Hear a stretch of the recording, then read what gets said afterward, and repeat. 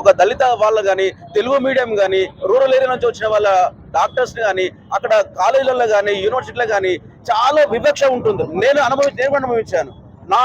మా తెలుగు మీడియం అంటే ఒక చిన్న చూపు, దళితులు అంటే ఇంకా చిన్న చూపు, తక్కువ లో కాస్ట్ వాళ్ళు వచ్చినట్టే ఇంకా చిన్న చూపు. మనకు ప్రీతి విషయం మనకు తెలుసు. ప్రీతి అమ్మాయి నన్ను సతాయిస్తున్నానని చెప్పేసి ఆమె వెళ్ళేసి ఆ యొక్క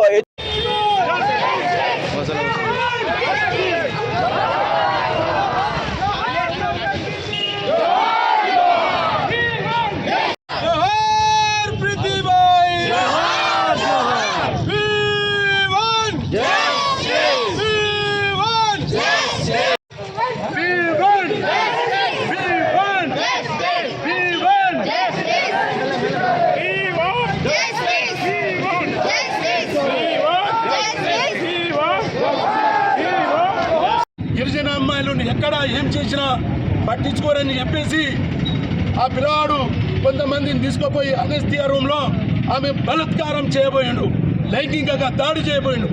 ఆ సందర్భంలో ఆమె వాళ్ళ చేతికి చిక్కగా ఇంజెక్షన్ ఇచ్చి, హెరాయిన్ డ్రగ్స్ లాంటి ఇంజెక్షన్ ఇచ్చి ఆమె పూర్తిగా మితిస్థమితం లేకుండా పడిపోయినటువంటి సందర్భంలో వరంగల్ హాస్పిటల్ తీసుకెళ్లి ఆమె ట్రీట్మెంట్ చేయడం జరిగింది. అక్కడ ఆమె ట్రీట్మెంట్ సరిగా ఉండకపోవడం ద్వారా హైదరాబాద్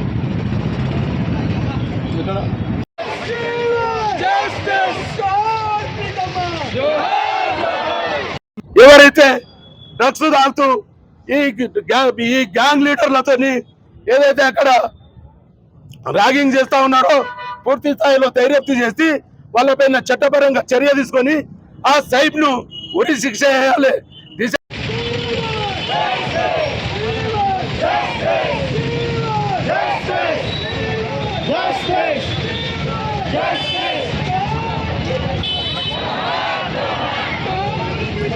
కనిపిస్తున్నటువంటి పరిస్థితి ఉంది. ఈ సంఘటన వెనుక మనము 3 కోణాలను చూడొచ్చు. ఈ రోజు విద్యారంగం పరిస్థితి ఎట్లుంది, ఆడపిల్లల రక్షణ పరిస్థితి ఎట్లుంది, ఈ రాష్ట్రంలో మద్యం పరిస్థితి ఏ రకంగా ఉందని చెప్పేసి 3 రకాల సంఘటనలు ఈ రోజు ప్రీతిని బలి తీసుకున్నటువంటి పరిస్థితి ఉంది. రాష్ట్ర వ్యాప్తంగా ఈ రోజు పరిపాలన విధానం వ్యవస్థ మొత్తం కూడా మద్యంలో మత్తులో కూరుకుపోయినటువంటి పరిస్థితి ఉంది. ఈ రోజు ఇంజనీరింగ్ విద్యా సంస్థల్లో, మెడికల్ కళాశాలలో యాంటీ ర్యాగింగ్ కమిటీలను అమలు చేయాలని చెప్పేసి చట్టాలు ఉన్నప్పటికీ ఈ రోజు వాటిని తుంగల్లో దొక్కి విద్యాలయాల్లోకి మత్తు పదార్థాలను తీసుకొచ్చి ఈ రోజు విద్యారంగాన్ని కుదేలు చేసే విధంగా ఈ ప్రభుత్వం వ్యవహరిస్తున్న విధానాల వల్ల ఈ రోజు గ్రామీణ ప్రాంతం నుండి, ఎక్కడో ఆదివాసీ అడవి ప్రాంతం నుండి ఈ రోజు హైదరాబాద్ వరకు ఈ రోజు వికసించి ఈ అమ్మాయి కరోనా కాలంలో కూడా చాలా కష్టకాలంలో కరోనాను లెక్క చేయకుండా చాలా మంది రోగులకు సేవలు అందించినటువంటి పరిస్థితి ఉంది. ఏదో పిరికిగా చదువుకొని ఎడ్యుకేషన్ లేనటువంటి కుటుంబం కాదు, ఒక పోలీస్ ఆఫీసర్ కడుపులో పుట్టినటువంటి బిడ్డ ఆ అమ్మాయి వాళ్ళ కుటుంబ నేపథ్యం అంతా చూస్తే కూడా ఎల్లవేళ ప్రతి సంఘటనను కూడా ఎదుర్కొని వచ్చినటువంటి తరుణంలో ఈ రోజు అమ్మాయిని ఆత్మహత్యగా ఈ రోజు ప్రభుత్వం చిత్రీకరించినటువంటి పరిస్థితి ఉంది.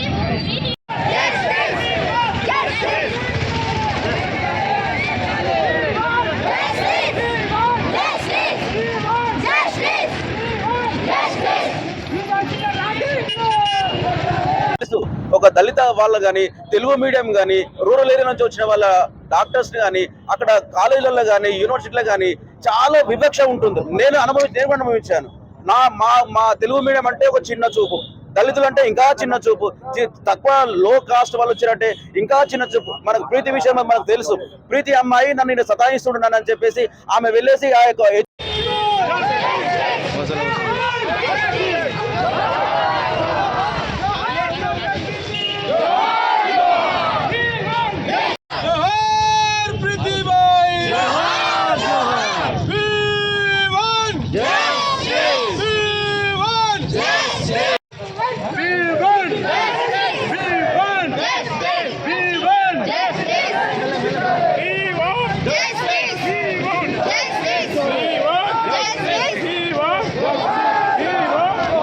గిరిజన అమ్మాయిలు ఎక్కడ ఏం చేసినా పట్టించుకోరని చెప్పేసి ఆ పిల్లవాడు కొంతమందిని తీసుకుపోయి అనస్థియా రూమ్లో ఆమె బలాత్కారం చేయబోయాడు, లైంగికంగా దాడి చేయబోయాడు.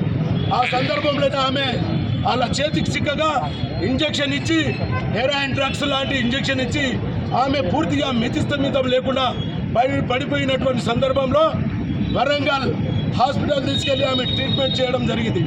అక్కడ ఆమె ట్రీట్మెంట్ సరిగా ఉండకపోవడం ద్వారా హైదరాబాద్ ఇక్కడ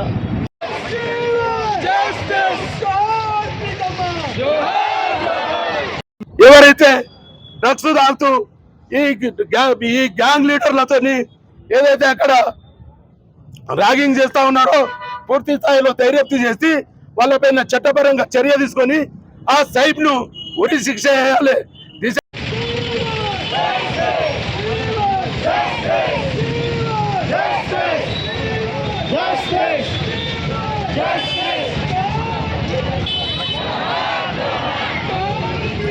కనిపిస్తున్నటువంటి పరిస్థితి ఉంది. ఈ సంఘటన వెనుక మనము 3 కోణాలను చూడొచ్చు. ఈ రోజు విద్యారంగం పరిస్థితి ఎట్లుంది, ఆడపిల్లల రక్షణ పరిస్థితి ఎట్లుంది, ఈ రాష్ట్రంలో మద్యం పరిస్థితి ఏ రకంగా ఉందని చెప్పేసి 3 రకాల సంఘటనలు ఈ రోజు ప్రీతిని బలి తీసుకున్నటువంటి పరిస్థితి ఉంది.